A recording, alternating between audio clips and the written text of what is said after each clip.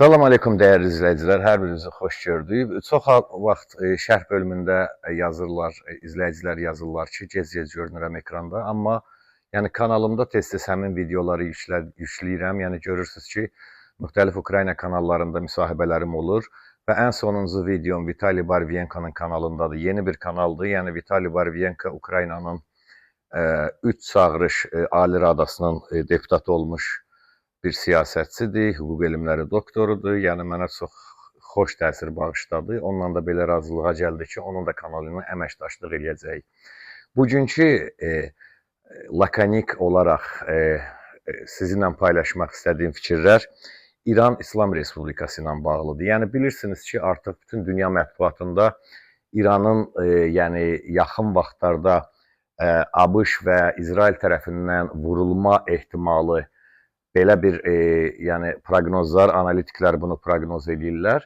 Yəni xatırlayırsınızsa 5-6 il bundan əvvəl mən İran gündəliklərini yayımlayanda, yəni bugünkü günlər haqqında yəni proqnozlarımı verirdim də, yəni Zərdüş belə demişdi kimi çıxmasın.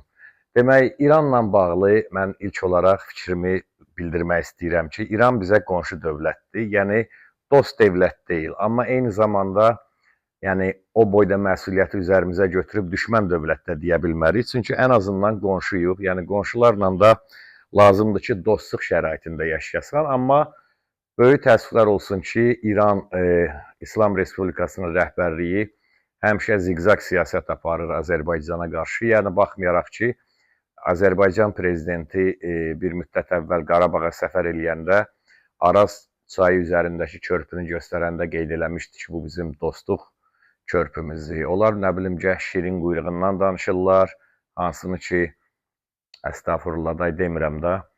Bəzən o Ərdəbilin bir dənə dələcəy mollası var, axundu var, o ağzına gələn söhbətləri eləyir, Azərbaycan rəhbərliyini, Azərbaycan xalqını təhqir eləyir. Amma özünə dindar deyən şəxs, ümumiyyətlə dindar olmayan şəxs belə özünə hörmət edən şəxs heç vaxt təhqir eləməməlidir, heç kimin şəxsiyyətini alçaldan fikirlər səsləndirməməlidir.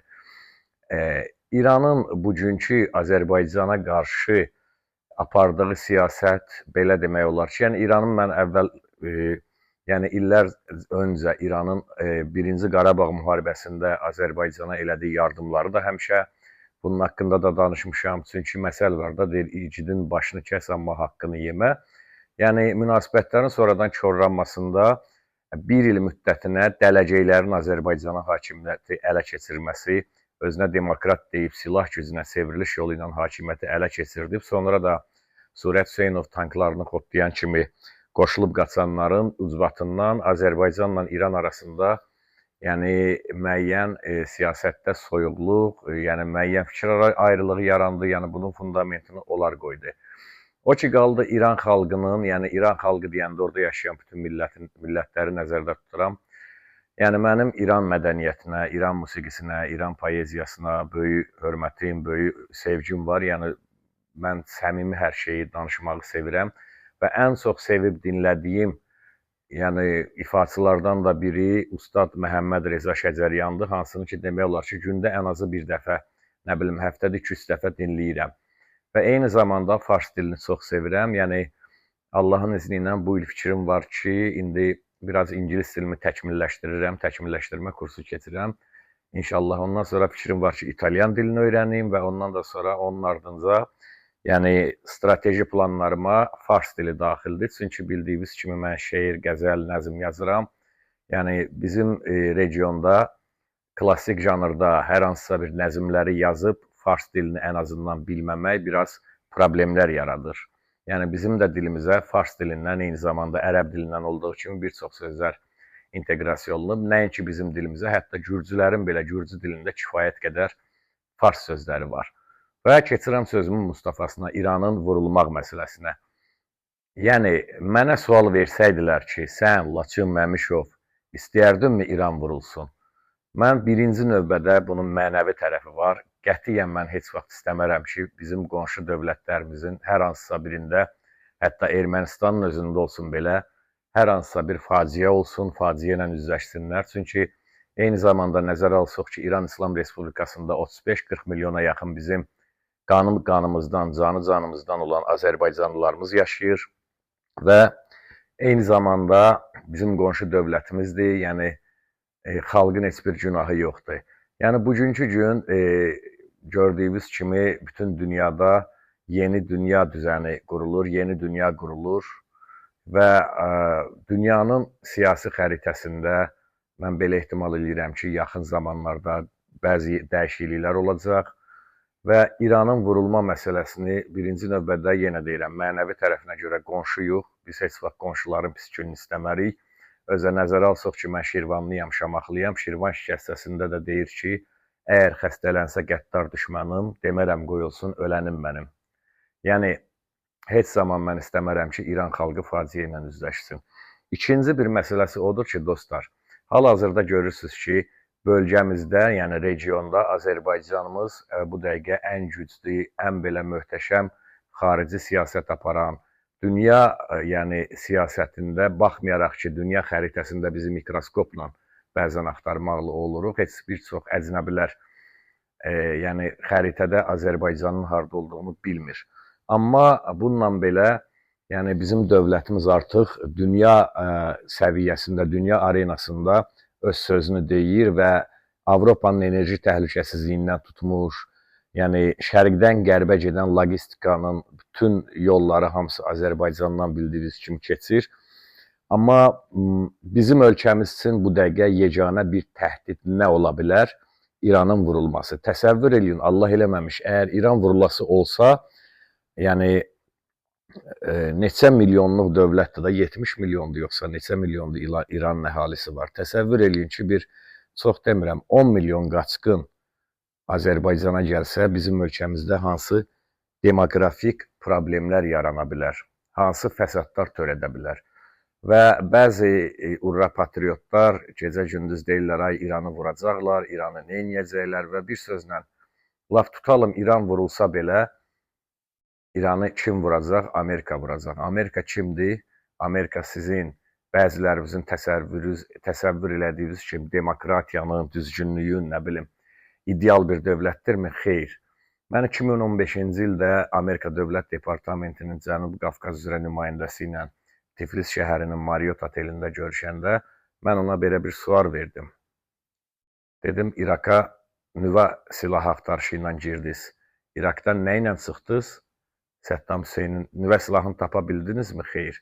Səddam Hüseynin boynunda ciyə ilə çıxdınız. Nəyə görə mən İraq haqqında danışdım? Birincisi, bir Amerikanın apardığı dağıdıcı siyasətin bir bariz nümunəsi kimi sizə göstərmək istəyirəm. İkincisi də İraq və İran məsələsi olduqca bir-biri ilə olduqca bağlıdır. Bunun bağlılığı nədir? Yəni, bunu bir çoxlarınız bəlkə də konspirologiya kimi qəbul edə bilərsiniz. Yəni, bu da sizin haqqınızdır, əcəb eləyirsiniz. Haqqınız var buna. Hər kəsin öz fikrini, öz versiyasını irəli sürmək haqqı var. Amma mən də bir versiyanı irəli sürmək istəyirəm. Demək, dostlar, İraqa Amerikanın, bütün qərbin müdaxiləsi nə üçün idi? Bütün dünyada, bütün qərb xristian dünyasında bilirsiniz ki, böyük islamofobiya var. Özdə bunu sizə deyən bəndəniz dindar filan deyil. Mən, yəni, namaz qılıb oruç tutmayan adamam. Mənim aləmimdə, mənim dinim, ibadətim, əməlim, dinim, nə bilim, orucum, ibadətim mənim əməllərimdir. Demək, Vatikan, ümumiyyətlə xristiyan dünyası gözəl bilirdi ki, bildiyimiz kimi İraq, Bağdad, İslam dünyasının, yəni mədəniyyət, mənəvi mərkəzi olub. Və bütün İslamın, baxmayaraq ki, biz müsəlmanlarda ağıl yoxdur və ona görə də başımıza bütün bu müsibətlər gəlir. Bütün İslamın real tarixi, bütün tarixi arxivlər hamısı Bağdad şəhərində idi. İraqın vurulmasının, xaraba qoyulmasının ən başlıca səbəblərindən də biri o idi ki, İraqa nüvə silahı adı ilə girsinlər, bütün o İslamın əsl tarixini, o arxivləri ələ keçirsinlər və məhv eləsinlər. Amma bir dənə fişqa var burada, bir dənə əmması var. Nə baş verdi? Demək, o arxivlər hardasa Vatikan arxivləri kimi məxfi arxivləri idi.